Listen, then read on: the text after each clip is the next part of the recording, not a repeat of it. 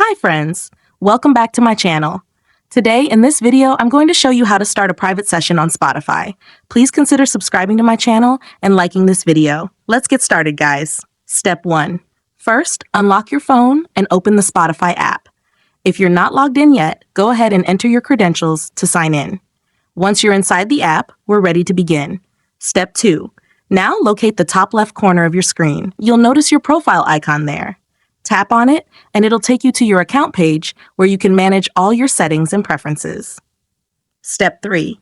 Next, locate the Settings and Privacy option and tap on it. Step 4. Now, locate the Privacy and Social option and tap on it. Unfortunately, the Private Session option is turned off. Step 5. For the last and most important step, select the Private Session option to turn it on instantly. This temporarily hides your listening activity from your followers. If you found this tutorial helpful, don't forget to give this video a thumbs up and subscribe to my channel. Thanks for watching.